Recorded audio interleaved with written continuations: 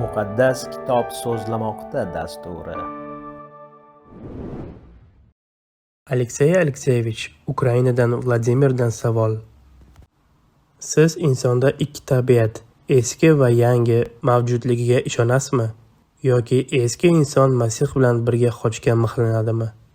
Endi biz Xudodan yangi tabiat olganmizmi? Odamlar muayyan eski tabiat, ikkita tabiat, eski inson Masih bilan birga mixlangan degan atamalarni ishlatganlarida ko'pincha noto'g'ri tushuncha yuzaga keladi. Ya'ni muqaddas yozuvlar ma'lum bir atamani bir ma'noda ishlatsa, boshqa atamani esa boshqa ma'noda ishlatadi. Lekin odamlar ba'zi oyatlarni olib, unga asl matndagi ma'nodan boshqa ma'no yuklaydilar. Shuning uchun bu masalani tushunib yetish uchun uni hal qilishga yordam beradigan bir qator muqaddas yozuvlardagi oyatlarni nazarga tashlash kerak. Birinchi navbatda najot topish paytida insonda yangi inson paydo bo'ladi. Ya'ni u qayta tug'iladi. Iso Masih shunday degan: suv va ruhdan tug'ilmagan kishi osmon shohligini ko'ra olmaydi. Tanada tug'ilgan tanadadir, ruhdan tug'ilgan ruhdir.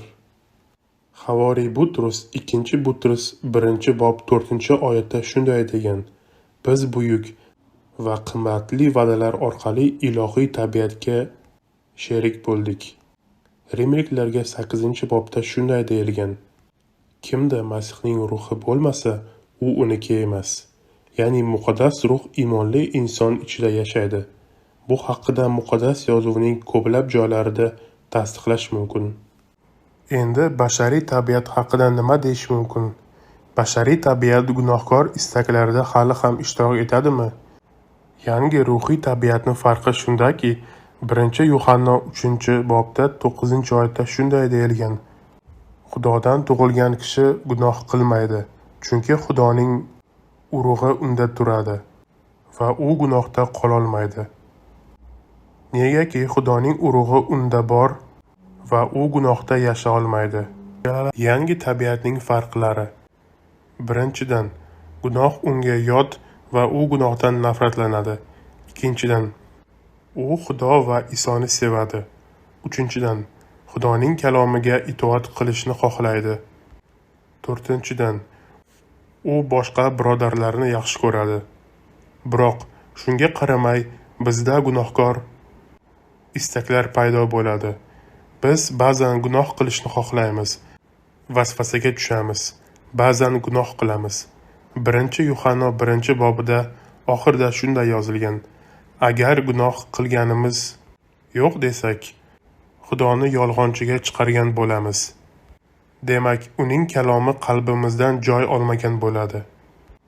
Aziz bolalarim, gunoh qilmanglar deb men sizlarga shularni yozibman. Bordi-yu birortamiz gunoh qilib qo'ysak, Otamiz Xudoning oldida homiymiz. Iso Masih bor, u solih zotdir. U bizni gunohlarimizdan poklash uchun qurbon bo'ldi. Nafaqat bizning, balki butun dunyoning gunohlari uchun qurbon bo'ldi. Demak, Havoriy Yuhanna aniq aytadi, biz gunoh qilamiz. Ba'zi holatlarda Xudoning irodasiga zid ravishda ish tutamiz. Bu haqida yana boshqa oyatlar ham bor. Masalan, 1 Korinfliklarga 3 bob. Ey birodarlar, men sizlar bilan ruhiy odamlardek gaplasha olmadim. E'tibor bering, u ularga birodarlarim deyapti.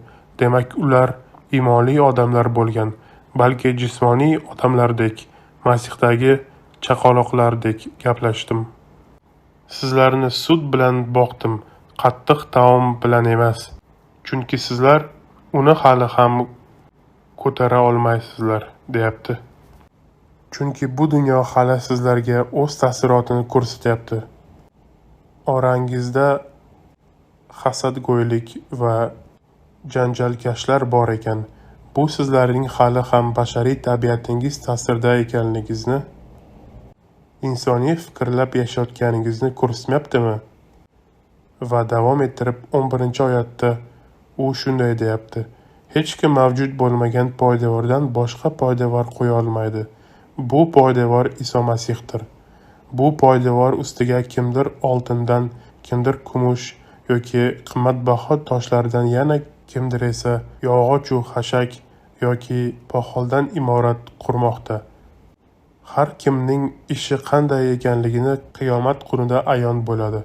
O'sha kuni hammaning ishi olovda sinaladi. Kimning qilgan ishi olovga bardosh bersa, o'sha kishi mukofot oladi.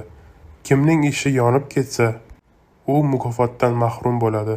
Holbuki, u Iso Masihga tegishli bo'lgani uchun najot topadi, lekin u olovdan qutulib chiqqan odamga o'xshadi.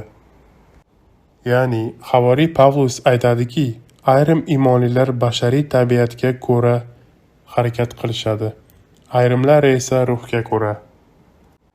Bashariy tabiatga ko'ra harakat qiladiganlar hali ruhiy jihatdan chaqaloqdir. Endi bunga aniqlik kiritish uchun, ya'ni umumlashtirsak, men o'ylaymanki, bunga to'g'ri keladigan matn bu Galatiklarga 5-bob 16-oyat va u yerda yana shuni aytayin: ruh yetakchiligida hayot kechiring. Shunda xudbin istaklaringizni qondirmaysiz. Axir o'shanda inson istaklar ruhga qarshi, ruhning istaklari esa insonning xudbin istaklariga qarshidir. Bularning ikkalasi bir-biriga qarshi. Shuning uchun sizlar xohlaganingizni qila olmaysizlar. Ammo ruh sizni boshqarsa, siz qonunning amri ostida emassiz va davomida bashariy tabiatni va ruhiy tabiatning ishlari haqida yozilgan va hokazo. Demak, havoriy Pavlus ruh va bashariy tabiat o'rtasida kurash borligi haqida aniq qilib aytyapti. Xulosa qilib aytganda, imonli odam yuqoridan tug'iladi.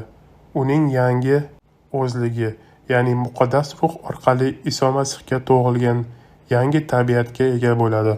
Lekin uning ichida hali ham gunohkor tabiatning qoldiqlari mavjud. Bu qoldiqlar uni bashariy tabiatiga ko'ra ish tutishga undaydi. Shuning uchun bizning vazifamiz bu kurashda ruh orqali g'alaba qozonish va bashariy tabiat istaklariga qarshi turishdir.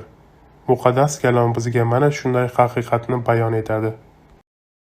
Rahmat Aleksey Alekseyevich, juda yaxshi javob.